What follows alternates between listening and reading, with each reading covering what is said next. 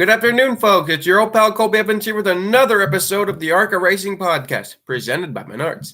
We had a great show for you guys today regarding the huge weekend down in Phoenix with the ARCA West Championship finale, which saw another dominating performance by Gibbs and a title fight, which saw a very weird championship ending and a young kid winning 2 straight titles even before barely before he's allowed to drive.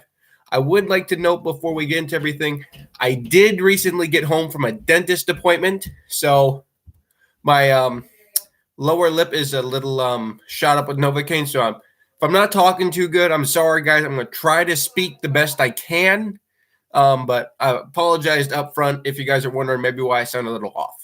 So stupid Novocaine shot right here, and I'm going to try my best. Anyway, let's get into the show. Jesse Love, 2 years in a row, wins the ARCA West Championship, although this time a much more different set of circumstances and a lot bigger what's the word I'm looking for? A lot bigger side of action that we did see last year. Now, first up, we had originally 36 cars, but 2 of the CART Idaho entries ended up withdrawing, so we still had 34, a very, very strong field for an ARCA-based race, even at Phoenix. Now, we all knew that the 31 was more than likely going to start and park, which left us with about 33 full race entries, which still, again, very solid field. Happy to see everyone show up, even if it's a start and park. B2W, in case you guys were wondering, last place paid a mere $900. Not particularly the best, but as we've been told is that $900 is better than nothing. So that's kind of the way you guys got to look at it. Still other storylines is we had the Rookie of the Year, the Bounty Rookie Challenge, and we also had the Owners Championship, which was basically the same with the Drivers Championship. We'll get into all that. We'll get into what we're going to be doing after the podcast for the season. And we'll get into what the ARCA West Series may look like in 2022. Also, P.S., if you guys hear some voices up here, that's my parents probably talking to each other. So just a little of that in case you guys get a little confused. But anyway, let's go over the entry list again like we did last week. We had some notable usual entries. We had Gibbs and Venerini show up. And the one thing that I really was telling is that Bill McNally is a really good team. But based on the budgets of his team compared to like Venerini and Gibbs, I mean, his cars could barely run top 10 in practice and in the race. Whereas even a team like Gracie Trotter, I didn't expect Gracie Trotter to run as good as she did. She got a top 10 finish. Did not believe that one bit. And Gibbs ran very, very competitive. I think both Sammy was in the top. Yeah, Sammy was third. But a very competitive back half of the field.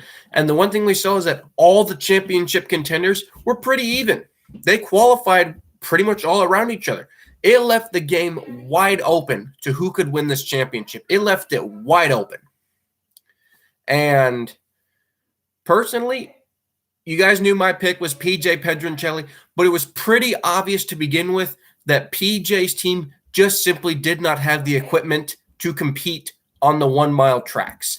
They were able to be competitive on the smaller tracks, but on, the bigger type tracks, if it comes down to a motor or brakes, I don't know how, but it looked like PJ just didn't really have the setup, probably the motor for a bigger track like Phoenix. I would say maybe the setup was the biggest problem because PJ just really didn't have the car to compete all weekend. Unfortunately, it did look like that it was going to be a McNally car winning the championship as Jesse Love was very, very fast in practice.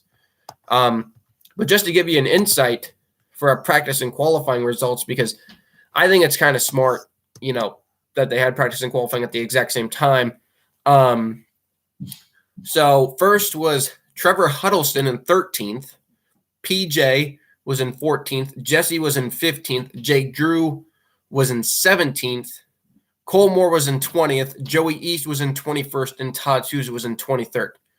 So all of our guys were all outside the top 10, but very close together in general.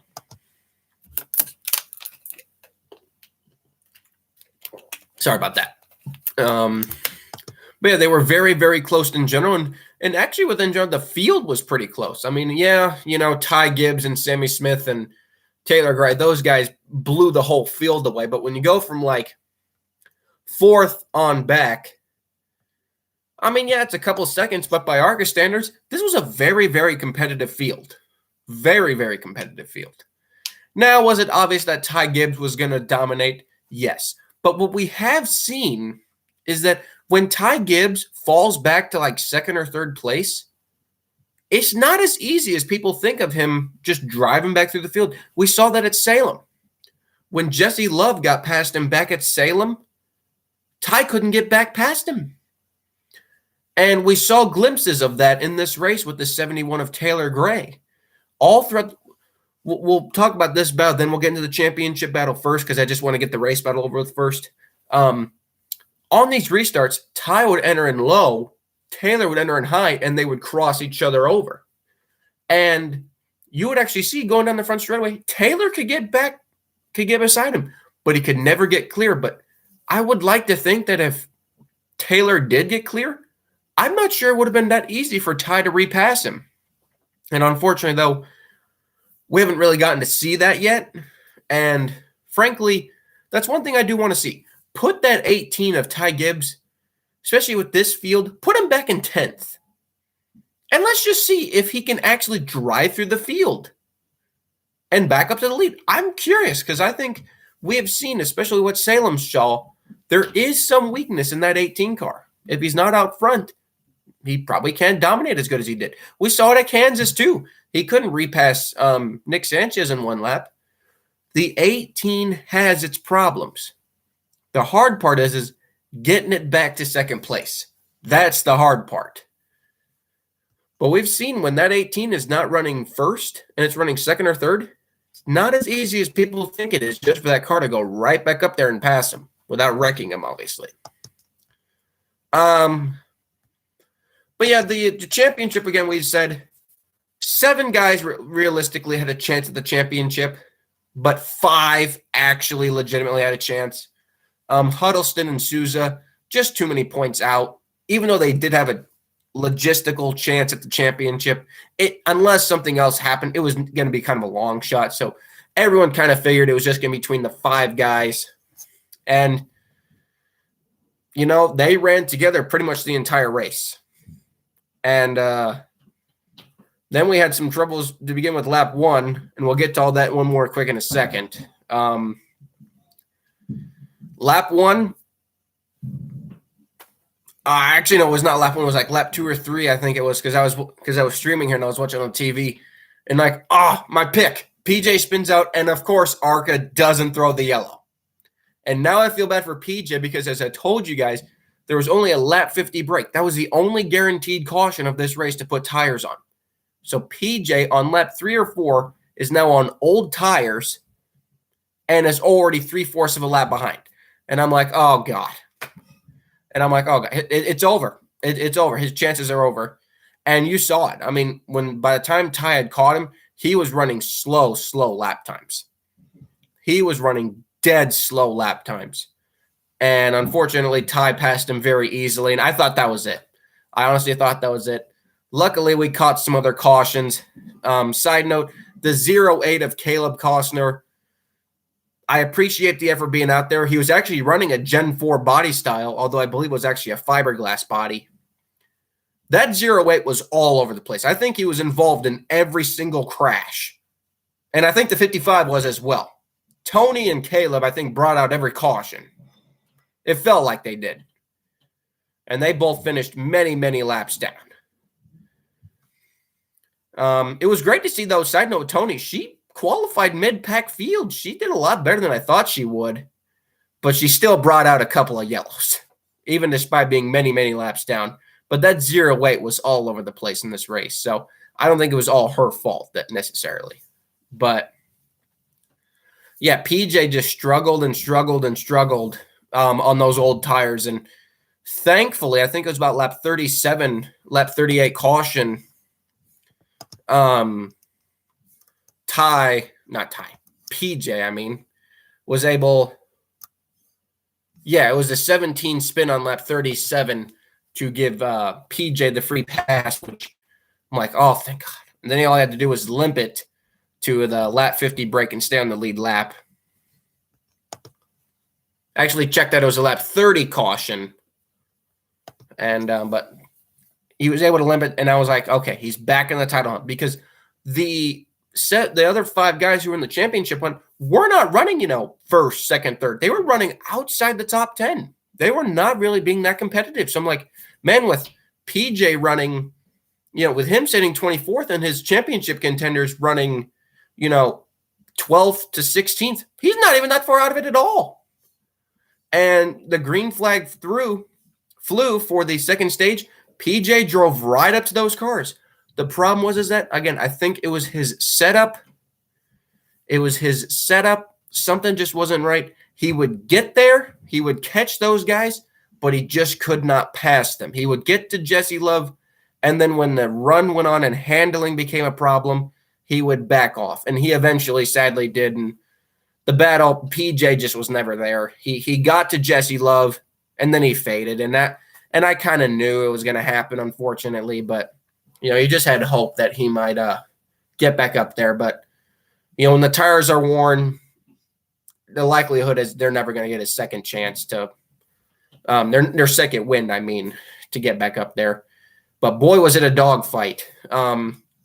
Joey East, Jake Drew, and Jesse Love ran all around each other. And the 16 was struggling with engine issues. During that lap 50 caution, they went under the hood. It looked like that Jesse's title hunt was over. But they got him back going again. The car ran pretty good. The lap times were about a second off of what he was running in practice. But that was kind of the same for everyone. So that was kind of a little bit of an advantage to him. But as we saw late in the going, his car faded dramatically, did the 16 of Jesse Love. So did Joey East. And so did Todd Souza and PJ. PJ actually ended up finishing the last out of all of them in 18th, which honestly to me is pretty disappointing, with East and Souza just ahead of him. It was pretty much either between Jake Drew or Jesse Love for your champion.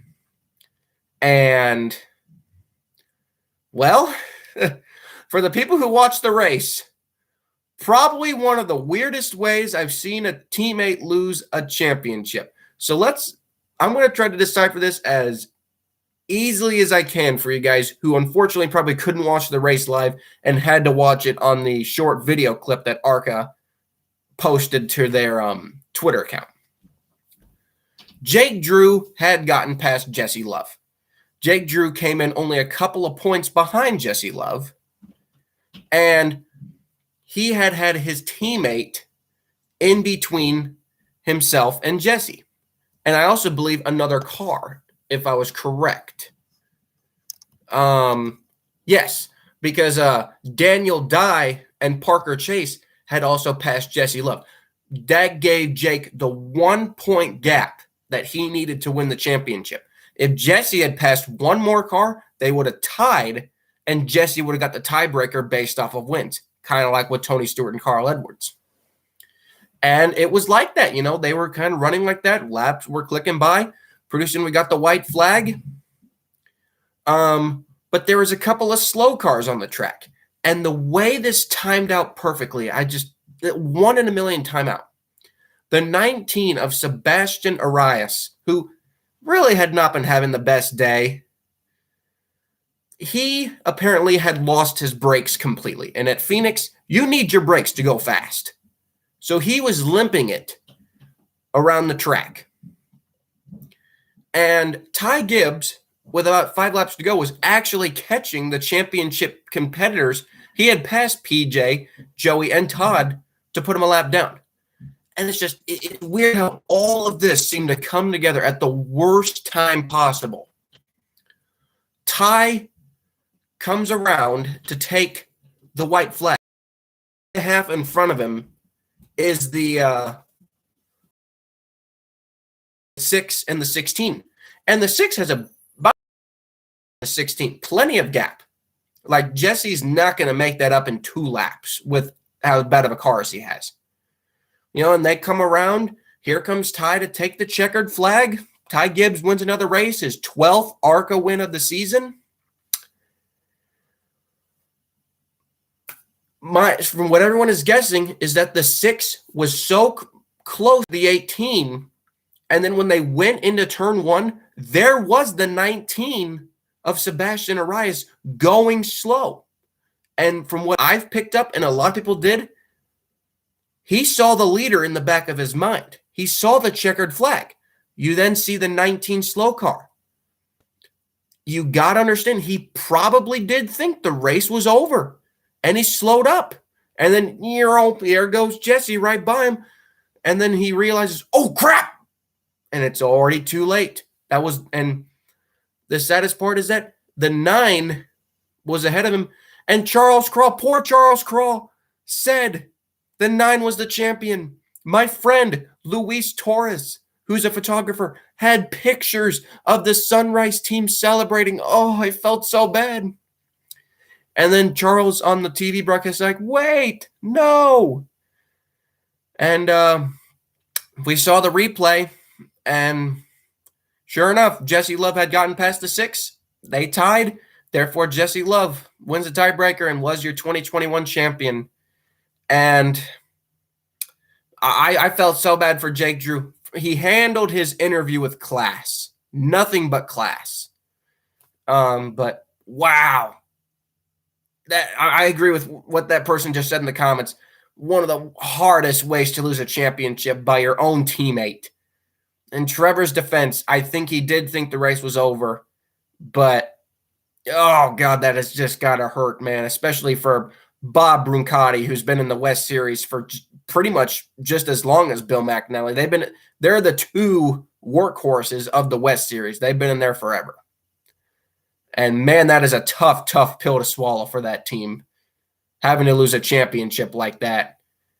But the circumstances around it were just, everything was going wrong for that team, for the poor 9 guy. Thank you, Sir Welkstein. You can never the heartbreak. That's the word I was looking for. Heartbreak, man. The 18 was right there. You see the checkered flag in your mirror, and then you see the 19 slowing up in front of you. What else are you supposed to think? What else are you supposed to think if you're Trevor Huddleston? Oh, the race, it has to be over. It has to be over. And, I agree with Sir Welkstein in the comments. It is arguably one of the worst ways to lose a championship that I've personally ever seen. And actually, I do have Huddleston's interview clip clipped and ready for you guys, so we're going to listen to it here in just one quick second. Shout out to Dave Siegel for getting this interview. Make sure my volume's turned up for you guys so you guys can hear it. But anyway, I'm going to be silent for a minute, and let's hear Trevor's side of the story. So I'm going to be silent for a second. You guys listen to Trevor's interview. Make sure my volume's up. All right. All right, Trevor, looks like there was some confusion coming to the checkered flag there. Can you walk me through the final lap from your perspective and what you were seeing and hearing? Yeah, as a racer, I'm just trying to fight as hard as I can, and just every lap I'm giving it all I could. And in the end, something seemed to miss, and we had a little miscommunication, and it didn't end out so well. So it is what it is. We're going to move on from it. I mean, it's racing, and we're looking forward to 2022. We're going to come back even stronger. Was there anything wrong with the car? We were finding some issues, but I wouldn't say mechanical issues like that. We were stable. Sunrise Ford brought a good car, and something just went amiss right there at the end. So, like I said, it is what it is. No one's feelings are going to be too hurt because racing's racing. And next year we're going to come back bigger, better, and stronger. I can promise you that. Did you think the race was over? Did somebody tell you the race was over? That's what it kind of looked like on television. Yeah, I'm not really sure. I mean, I'm going to be honest with you. When I'm racing, I'm just going until the race is over, and when I see the rest of the field kind of slowing down. And I think that, honestly, if you look at the replay, I think everyone's going to see that the field must have thought it was slowed down, because I think even Jesse slowed down behind me. and then looked like there was some issues, and all of a sudden Jesse was like realized something maybe was wrong, and he took off. So that's part of it, but we're gonna move on. Happens with the teammate and cost him the championship, which is unfortunate circumstances for sure. I know it's just happened, but did you get a chance to talk to Jake yet? I haven't, but Jake's a good friend of mine, and I'm sure Jake's gonna be upset, but I know he's not gonna be upset with me. He's gonna be upset that he didn't get the championship, but it's all right. I know that knowing him, it's gonna motivate him to come back next year and not have to deal with the tie stuff. He'd rather just come into Phoenix and be 50 points out and not have to even worry about it, and just run his race. So I know that his mindset's going to be looking forward to next year already. I know he was looking forward to his future, so I think it's going to be fine. And that was Trevor Huddleston's interview. Credit to Davey Segal for getting that interview from Twitter. Thank you to that. But interesting take, I mean, he really never gave a full reason why. I mean, in my opinion, I think our theory, the theory that me and a lot of our people on Twitter said, it's got to be the most realistic theory. To me, there's no real reason why if he did not think the race was over, then he had a huge, 3/4 of a second gap over the 16. There's no reason why he should have let him by. I got to think the race was over. So maybe that's just what Trevor is telling us. Supposedly right there, you guys heard, he will be back in the 6 next year for Bruncati. He is a paid driver. I believe he does bring quite a bit of money. So for people, including me, who thought he might get fired, I highly doubt it. But, man, utter heartbreak for Jake Drew. My heart felt for him, and he gave a very classy interview. Actually, let's see if I can pull it up here real quick. It might take me a little bit, guys, but yeah, I don't think I'm able to find it right now. But anyway, just utter heartbreak for Jake Drew. And unfortunately, that left him second place in the championship. Jesse Love, Bill McNally Racing, last 2 years as a Toyota team, they win the championship. Toyota destroys the manufacturers championship in the West Series. And also the other championship at stake was another owner's championship. Bill McNally, another owner's championship. And another championship for Bill McNally Racing. Cole Moore wins the Bounty Rookie Challenge for the West Division. So pretty much a clean sweep for the Bill McNally Racing team this weekend with Cole Moore, who has just killed the BMR Drivers Academy. I hope he gets a chance in, a better equipment for the next season for like the truck series. But yeah, huge weekend for Bill McNally Racing as well. And congratulations to them. I mean, they're the power. They're the Venerini of the ARCA West Series, and they win a lot, And it's still great to see, though, that we got to see a family-owned team compete. Two family-owned teams compete against them. We had the low-budget team in Naki Kluwer Motorsports with Joey East. And then, of course, we had two teammates battling out as well with each team. So our final points rundown looked like this. Jesse Love was first. Jake Drew was second. Cole Moore ended up third. PJ, unfortunately, ended up a disappointing fourth after coming in second. Joey East ended up fifth. And Trevor and Todd ended up 6th and 7th. Like, they really weren't going to move positions. Takuma Koga ended up 8th. 9th was Bridget Burgess. By the way, shout out to Bridget for doing the entire West season. 9 races. Not easy. Even though it's just 9 races, not easy with road courses, short tracks, and, bigger tracks. Whole season on one car.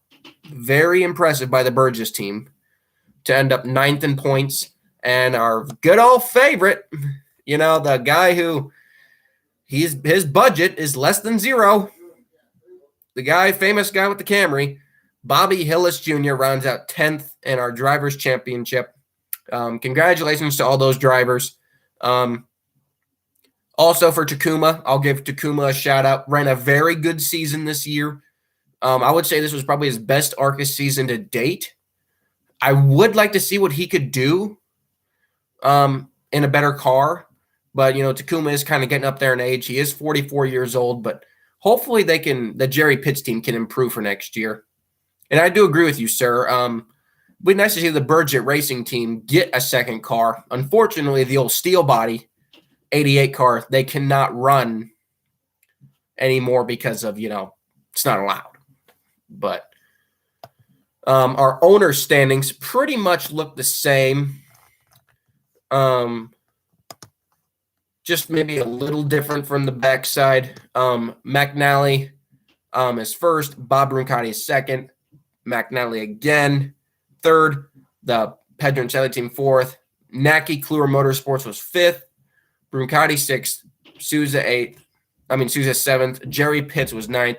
Burgess Racing ninth. And Hillis Racing was 10th. With the Joe Nava team rounding out our full-time cars at 11th place. Other shout-outs, Dean Thompson, who was a title contender for this year until, unfortunately, health issues took him out, announced that he will be going full-time truck racing with Nice Motorsports. Wish him the best of luck. Hopefully there's practice and qualifying because he's probably going to need it.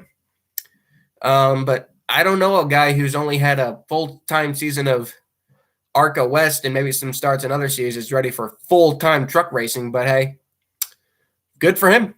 I'm not going to deny his talents. He showed a lot of promise this season. Also, just had a lot of bad luck as well. Other ARCA news: we've seen the announcement with the next gen car, with the Cup car, and we did get the confirmation that Cup chassis will be allowed for next season in ARCA. Now, I've been told by some friends in the garage that there will be a lot of changes that would need to be made to these chassis specifically to be allowed to run in ARCA. I don't know the list of changes, and I don't want to give out any false information. That's just what I've been told. But it would be cool to see, some former like Front Row Motorsports cars, Starcom cars, MBM cars, and I'll even say JTG cars end up at teams like Venerini and, Gibbs. Well, Gibbs will probably use some of their own Cup cars, but, Andy Hillenberg. But I got to say, as much as I want the newer Cup chassis down there, I kind of don't. I kind of like having the old Cup chassis still being used in ARCA and getting the chassis numbers. So that way my friend Time Card 100 and NASCAR Man on Twitter, they can find out, the days that they were ran. That's why we love ARCA so much. We love seeing the history of old Cup cars. But still, these chassis will still provide us with a lot of information. And I will be sure to ask my friend on Facebook, Bill Venerini, if he's willing to chat about it. I'll ask him if he's planning on getting any Cup chassis as well. And I would expect probably, like I said, Venerini to get some. Joe Gibbs will probably use some of their Cup ones. Wouldn't be shocked if maybe Andy Hillenberg gets a couple. Would not be shocked there. And that's kind of it. Not a lot of those ARCA teams have the budgets for something like that. Maybe the Red A Motorsports team, but they already have a pretty decent fleet of chassis in general. This would mainly be for a team that could use some updated chassis, that can actually afford it. So it'll be great to see. Like I said, the bodies will probably be going to waste, yes, but not the chassis at least. At least not all 400, but expect Dirty Mo Acres that Dale Jr. has to be filling up quite some time. And yes, I did miss that in the comments, Sir Relkstein. An end of an era also this weekend for Bill McNally Racing. They will be switching back to Chevrolets. I announced that a couple weeks ago, but they will be switching back to Chevrolets, which currently right now leaves Toyota with really no major team in the West Series for 2022. The only team that really runs Toyotas in the West Series is the 77 team, the 7 team, and the 21 team. But they're not factory Toyota teams. They just run old Toyotas. So it's really I mean, it's kind of an end of an era, but hey, it's going back to the past with McNally going back to Chevrolets. If only they could get Napa back on board and get Brendan Gaughan back in there. Hey, shout out to anyone in the chat who remembers when Herschel McGriff in his early to mid 70s ran full time for Bill McNally. Only the real ARCA West fans can remember when a mid 70s guy ran in the early 2000s full time for Bill McNally. So there's a little history lesson there for you guys. Overall, though, I would say it was a great race. Again, I put it out there. I was not watching the race for the win. I was watching the race for the championship. And in my opinion, it delivered 100%. We didn't need a playoff format. We didn't need any type of that crap. We just got good, and I will say really clean racing for a championship. For as ruthless as some of these rookies are in the ARCA series, ARCA West guys played it very, very, very smooth. No real bumping and banging out of the way. The race, though, was kind of a demolition derby. We'll go over the results here in just 1 second. We did have 4 retirees. Shout out to Brock Beard, who was there this past weekend at Phoenix. He was there all weekend, and he got some great pictures of the Paul Pedroncelli car. Got some great pictures of pretty much every car.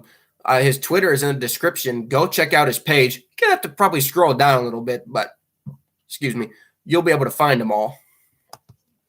The biggest takeaway from this race is that the all-weight car, that might be the last race ever for that Gen 4 body because, man, that car was destroyed. He was involved in so many accidents. It felt like every single one, even though he was actually only involved in a couple. Rough day for the CART Idaho team again. Like I said, they originally were going to have 5 entries here. 2 of them withdrew, the 38 and the 11, which left the 78, which is actually a partnership with Velocity Racing, Jack Wood, the truck driver's former team. The 21 of Josh Vanopoulos, which is, again, a combination effort between Josh and the CART Idaho team. And then, what's the final guy? What's the final guy I'm looking for? Oh, yeah, Caleb Costner. Yeah, duh. Which is actually a car that is from, which is a car that was leased from the CART Idaho team. It was one of their oldest cars in the fleet. Still had the old Travis Milburn paint scheme on it. They just updated some of the logos. But a rough day for the CART Idaho team, which, again, is actually rough day for the CART Idaho team. I'm not sure in the comment section. I'm not sure if that it is actually Josh's car. I just know that he's kind of in charge of it. Say he wrecks the car, he pays for the parts, and the CART Idaho team puts it together. Let's put it like that. Josh, he kind of runs that 21 car is kind of his operation. But CART Idaho helps with the main deals and putting it together because I guess Josh doesn't have the tools yet to run his own team. And that's okay. Partnerships like that can go a long way. And even for a team like Josh's, they clearly just don't have the funds to run on their own yet, which is smart. Never run on your own if you don't have the funds yet. Do not do that. And that's for anyone who's looking to get into racing. But out of our 34 starters, 30 finished. It was great to see people like Johnny Borneman the third back. Remember him? Who here remembers Johnny Borneman the third? Anyone? He raced the 83 car in the Xfinity Series in the late 2000s and in 2010. Even scored a top 5 finish at Talladega, I believe. He was back. So that was kind of cool seeing him back. He didn't really have a competitive car. It was an old Ford. Finished 20th. Very, very solid run there. Sorry if you guys hear the racket upstairs. They're playing with the dog. They're playing with the dog upstairs, so you guys hear that racket.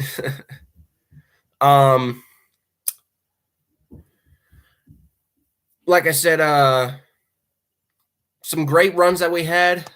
Good day for the Rev Racing team. Nick Sanchez, and I posted this, it took all season for them to get a dang sponsor. Great to see a sponsor on the 2-car. Sunoco was on the car. So it was great to see the 2-car, not a blank white car. It was great to see it colorful. Raja Caruth drove to a top 10 finish in the 66 Chevrolet. Now, I've always been a fan of double-digit numbers rather than single-digit numbers. And personally, I think the 66 number kind of just fits Raja a lot better. I think it looks cooler on the car. On a plain white car, the plain white car that Raja runs, 66 just looks cooler, man, than what the 6 number does. Either way, the number 6 has always been a cool number. I just like the number 66. You guys know why, right? Oh, where is it? It's right there. That door right above me. Yeah, you guys know why. But either way, great runs for the Rev Racing team, building a lot of momentum to end the season with their win at Kansas and 2 top 10 runs at Phoenix. Great effort by Gracie Trotter. I didn't think she would run as good as she did, just based off, her crashing in turn 1 back in the, March race. Finished a very respectable 9th place. Did a great job. It looked like from pictures a car that Jesse had actually been running most of the season. Jesse had kind of been running the same Mobil 1 car the entire year, it looked like. And it looked like that this car may have been that same one. I cannot confirm it, but it definitely looked like it. But either way, shout out to Gracie, who had a rough season with Venerini, but her last couple of races ending on a very more positive note for her and that team. Drew Dollar only demolished 1 car this weekend. Let's give him a round of applause. Did a good job. Now, I don't know if I really blame him, but coming out of turn 2, he just suckered around that 08 car, which it looked intentional, but could have been that the 08 had just brake checked him or slowed up. But, yeah, Drew Dollar finishing a respectable 7th. Jake Garcia and JP Bergeron. I didn't really know who JP Bergeron is, but I'll give him credit. He has run very well in all of his ARCA starts. Way better than what Thad Moffitt would have done. That's way better than what Thad would have done. Thad would have been able to run top 15 in this race, probably. And Jake Garcia ran right behind him in 5th and 6th. Great runs today for the DGR team, despite not getting a win. A lot of positive outcomes going into 2022. But Jake Garcia, who finished, I believe, 3rd in the Winchester 400, really got to show what he was made of in a very competitive car.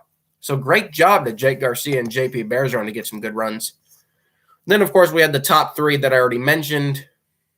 The championship guys that I'd already mentioned. We had the PPM Motorsports team, which has kind of been in a combination effort this year. With the Bruce Cook Racing team. It was great to see Connor Jones, the kid who crashed hard at Iowa, back on the track. Ran respectable, did get involved into an accident, but still kept the car pretty clean all day and came home. Maybe not what he wanted to. He got kind of stuck a lap down, but came home 19th. We had our back markers that we all love so much. And it was fun to see him really try to run around that track as just fast as they could. Poor Bobby Hillis. He was trying his best to get out of the way. I think he had run that whole race on 1 set of tires, and boy, you could see, especially after Bobby's spin. I don't think he had any extra tires in the pits. He was running some very, very slow lap times. Kind of shocked that ARCA kept him out there, but hey, still respect to Bobby. It's an old car, and he finished. This was probably one of Bobby's best seasons, and I hope we see him next year in the West Series again full time. Fortunately, no Camry. As we mentioned in our last West Series video, the Camry has been laid to rest and is currently up for sale.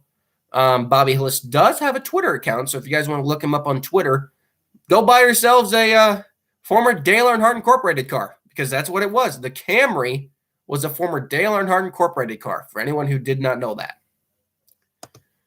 But all in all, in the end, a very strong field, very strong championship battle, which did not require a dumb playoff format. A very interesting owners championship battle, which ARCA does pay by the owners points. I'm not sure if it is the top 20 though in the ARCA West Series, because for instance, like 20th place only started 4 races out of the 9. So it may be the top 15, but we'll go over it right now anyway. If it's the top 20, the last 2 people to get it were the Eric Nascimento team and the Alex McAnally 5 car. Those 2 cars were 19th and 20th. If it came down to the top 15, though, your last 2, were the 31 Pedroncelli team and the 38 for Cart Idaho. So we'll just have to see, or I'll have to find out which one it is specifically. But again, I'll just have to look up some friends and ask them and see where that comes to. As for what 2022 holds, again, for the ARCA West season, only 9 races this season. I hope we can get that extended. The ARCA West Series has shown that, the field sizes are not the problem.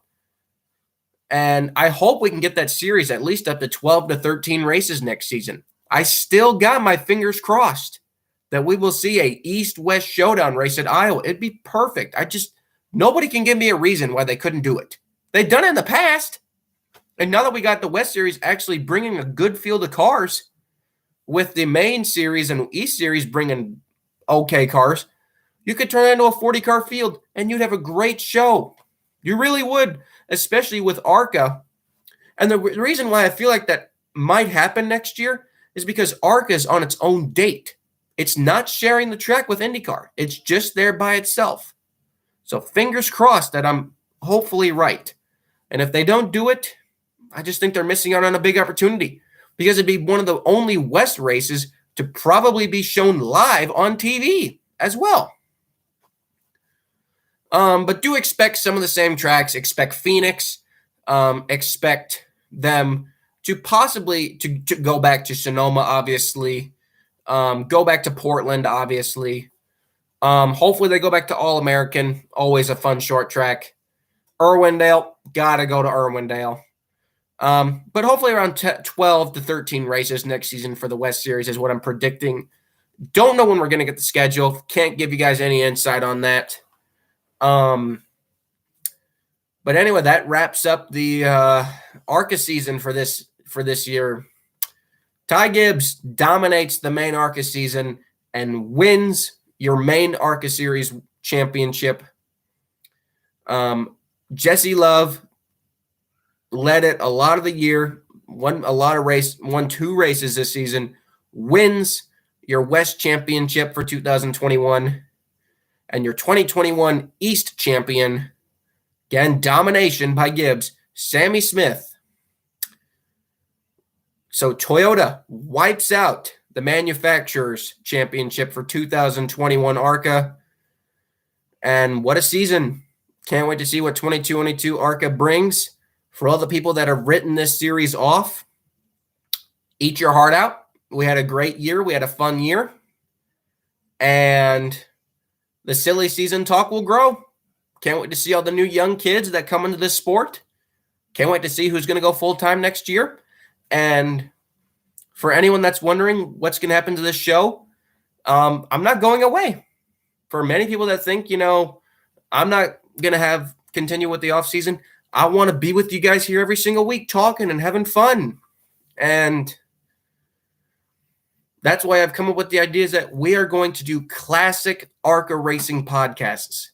And what I mean by that is I'm going to pick a random race to watch, and then I'm going to review it for you guys. So, for instance, next week's show will be all about the 2008